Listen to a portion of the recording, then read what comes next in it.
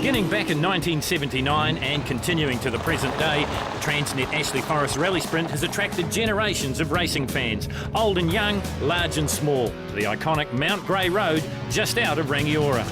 In 2011, it had again attracted large crowds and a large entry. Included in that entry, defending champions, past champions and some interesting debutants. Back for another crack at the elusive record, Glenn Inkster. Interesting is the road changes every year. You know, it's a forestry, trees grow, trees get overgrown. I personally think the road wasn't as fast as it was 2 years ago. It was at its fastest, and it's looking similar this year. So, making a return to the forest after missing last year's event was the fire-breathing Mitsubishi of Steve Murphy. Yeah, we got the motor on the back, turned around 180. It's a 6-litre Chevy V8, aluminium block, aluminium heads in it. And gearbox facing forward in the correct position, and then 4-speed box, twin plate clutch, and then homemade transfer case. Silly things like that. New Zealand's latest world champion, Hayden Padden, was making his debut at Ashley, driving the Murphy Masterpiece. Yeah, it's a different kettle of fish, that's for sure, but had to hit the first driver there in Indian File, and it's definitely a beast to ride. Lots of power, four extra cylinders and no turbo, but it's going to be great fun. That's what we're here for this weekend, and it's a great opportunity that Steve has given us. 2 days of qualification and eliminations awaited the drivers and the spectators alike. From the top 32, we'd cut them to 16, to 8, to 4, and then there'd just be 2. Fastest in the 0 to 1300cc class was James B of Oamaru with a time of 1:21.44 for the 1.7 kilometre course. Marcus van Klink is a past South Island Rally Extreme 2-wheel drive champion, but that was in a Toyota. Here in his RX-7 Classic Rally car, he was first in Classic 2-wheel drive, 19th overall. His best time, a 1:10.26. Yeah, no, it was a good result today. It's awesome. Car was going good all day, and last run was a superb run, so really happy with that.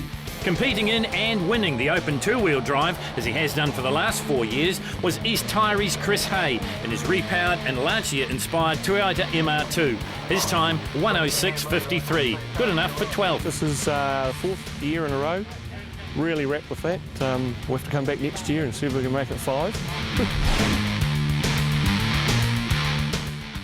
Manuray with Steve Murphy has been coming to Ashley Forest for a good number of years, normally competing with his son Clint. Murphy, who has won 3 times, in 2004, 2008 and 2009, had made some subtle changes to the 700 horsepower monster. Cleve Cockshorn in his BDA Escort RS 1800 was a crowd pleaser, his Scandinavian flick style good enough for 14th overall and a time of 1:07.05. Don McLaren can truly be called a veteran of the Ashley Forest Rallysprint. The Ashburton native came through with a finish of 15th overall at 1:07.62. Christchurch's Hamish Gallatley threw his 4-wheel drive Subaru Impreza up and down the 1.7 kilometre hill all day, resulting in a best time of 1:08.32. Chris Hay has been coming to Ashley Forest for the past 4 years and making the 2-wheel drive open class his own. It was no different this year. His 1:06.53 good enough for 12th overall. Duncan McCrosty has been making a name for himself in classic rallies over the years in his quick Nissan, but this was his even quicker Mitsubishi, a 1:03.80, 2 off making the top 8. Matt Summerfield is a youngster in a hurry, and it was very evident at Ashley Forest. Competing in the National Rally Champs in a Skoda, he borrowed his dad's Subaru for this event. Scott Jones also missed out on the top 8, but he got better as the eliminations went on, taking almost 3 seconds off his previous best. Richard Bateman has been a fixture around South Island rallies for quite some time. His best time, a 1:06.56. Michael Tall in his Mitsubishi Lancer had been consistent all weekend, always around the low 1:05s or high 1:04s. Glenn Fruid won the event back in 2007, his top 16 time of 1:03.09, better than that effort. John Silcock has probably been up and down this road more time than most conscientious forestry workers. He lives just down the road. He made it into the 8. His top 16 time, 1:01.43. All eyes were on production car World Rally champion Hayden Padden in the Murphy Cordia. His top 16 time smashing through the minute barrier easily. The giant-killing performances just kept on coming for the Mitsubishi Mirage Cyborg of Blenheim's Neil Webb. It's 1:00.83 in the 16. After an intimate acquaintance with the roadside banking and the undergrowth, Richard Mason was back in the Hastings hastily repaired Jeff Judd-owned Subaru. The Masterton ace, another under the magic minute in the 16. The defending champion Glenn Inkster in his TransNet Mitsubishi had his work cut out for him, but he was up to the job. Fastest in qualifying and the top 32, he was second fastest in the 16. So if you have a look at the top 16, it is Hamish Gallatley in 16th place. Interesting to note that Matt Summerfield's time would have put him first in 1987. First in the 16, though, is our world champion, Hayden Paddon. You're back at the Ashley Forest Rallysprint, and we're coming down to the business end of the day. The top 8. The quick teams were bolting on new rubber and tweaking their setups.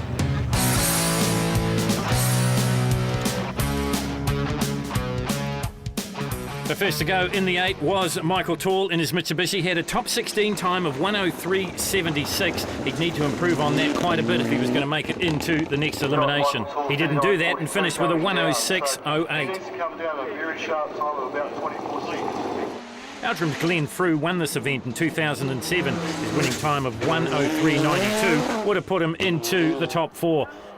But not here. His winning time of a 104.54, slower than his top 16 time, and out of any more eliminations. This is John Silcock from Rangiora, lives just down the road, working his way up to the hairpin. He's got to get this corner absolutely dead right, and he hasn't, and that's why his time of 101.58 will be slightly slower than his top 16 time. Steve Murphy is a 3-time champion. He won in 2004 with a 101.24, in 2008 with a 59.89, and in 2009 with a 59.18. His fastest time in the 16 was 1 minute dead. This time round, he did a 59.85. He was improving. For the previous winner of the TransNet Ashley Forest Rallysprint. Another to improve was Blenheim's Neil Webb in his Mitsubishi Mirage Cyborg. It takes the running gear out of an Evo and puts it into the coupe. His best time in the 32 was a 103.44. He did a 100.83 in the 16, and he improved here in the 8 to 100.23. Richard Mason had never seen the track at Ashley Forest before, and it showed in qualification. He rolled the car. His best time was a 59.35. From 8, we will cut him to 4, and the times become all the more important. You're on board here with the defending champion, Glenn Inkster, in the TransNet Mitsubishi. And just look how fast the ground rushes up. And this is on the way up the hill. So he got a little bit wrong as he just came out of the kink there, just upsetting the handling of the car. But the time was still quick with a 57.92. That put him the fastest with Hayden Paddon still to go. This is a huge learning curve for Hayden Paddon. He hasn't driven anything like this before, and it's his debut here at Ashley Forest. Once again, you're riding here in the Cordia of Steve Murphy, the Concept Cordia, 700 odd horsepower on tap, and he was driving this car like he'd been driving it all his life. Of course, that wasn't the case. It was still a fantastic time though, 57.48, the fastest in the eliminations.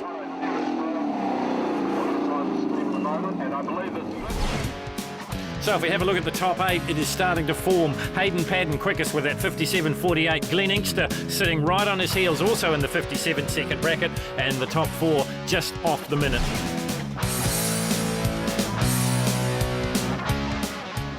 So this is Steve Murphy, 3-time champion, one in 2004, one in 2008, one in 2009. He has never run under 59 seconds here at Ashley Forest, but he has got close, and the spectre is the weather, because there is a slight drizzle falling here at Ashley, and that may be just going to affect the conditions and slow the times down. You see there he gets very wide as he comes out of the Braxton Lights Nota's corner and heads up to the hairpin. You've got to get this absolutely dead right, and it's a part of the track that Steve struggled with a little bit, and he's just a little bit slow there. 38.05 is the split time.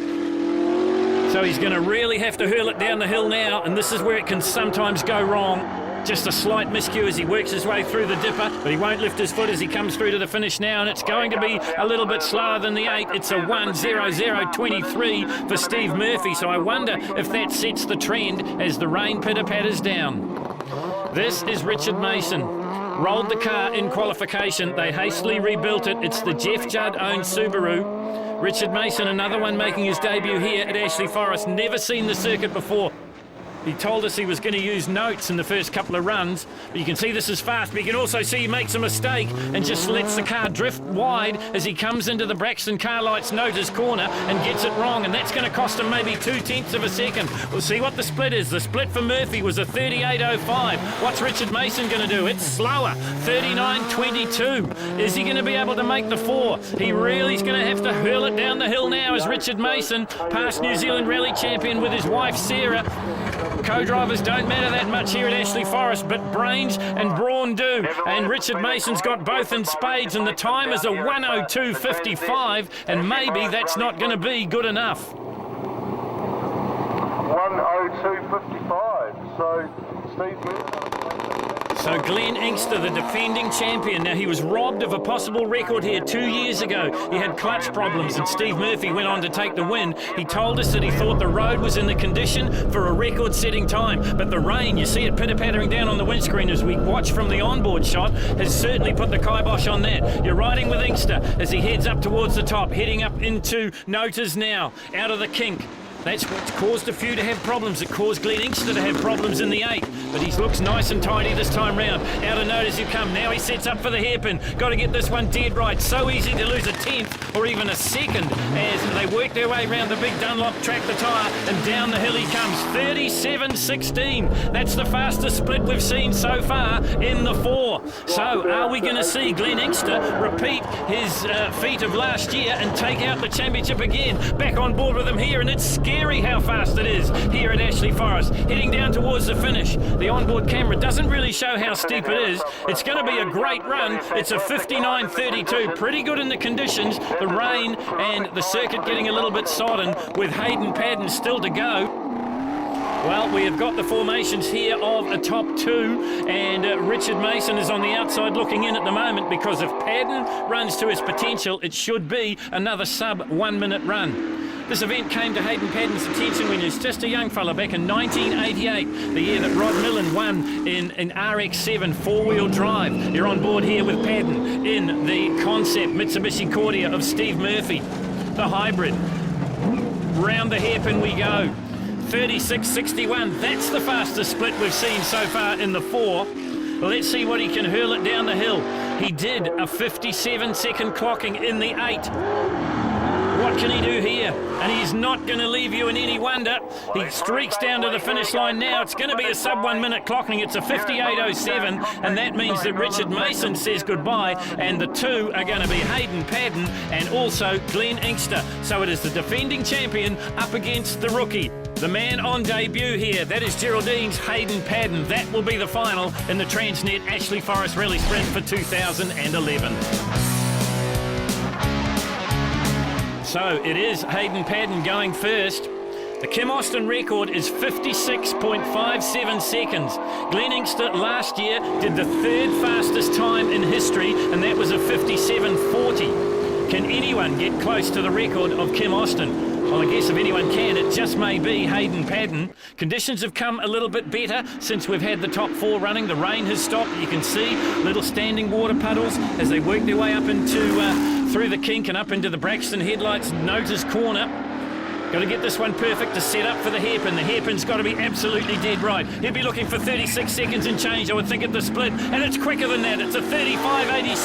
That's the fastest split we've seen for the weekend for Hayden Padden. He did a 57.48 in the top 8. It was a 36.61 split. He's in the 35s now. He's flying down the hill. This is going to be an exceptionally fast run. This is going to be a sub 58-second run for Hayden Padden from Geraldine. Never seen the hill before.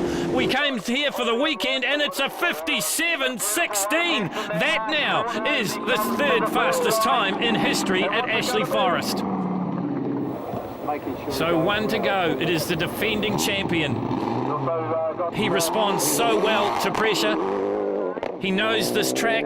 He knows what the car's capable of. It did a 57.40 to win the event last year. Then that was the 3rd fastest time in history. Now it's the 4th fastest after Hayden Padden's 57.16. Kim Austin's record, a 56.57. Gleningster said he thought it would go 2 years ago. Oh, and once again he gets very, very close in the kink. Nearly sets the car up wrong for the next corner, but gathers it back up again. Into note as he goes now. Oh, it drifts a little bit wide. This is costing precious tenths or 100ths of a second for the defending champion Glenn Inkster in the TransNet Mitsubishi. 36.05. Let's remind you of the split time for Hayden Patton. It was a 35.86. Inkster, if he wants to win this for the second time, is going to have to hurl it down the hill, and that's exactly what he's doing. Beautiful line through the dipper. You're back on board here. The car goes left, it goes right. He streaks down towards the finish line now. The time to beat is a 57.16. Is he going to be able to do it? Is he going to be able to pull it up? 57.57, and he hasn't slowed down yet.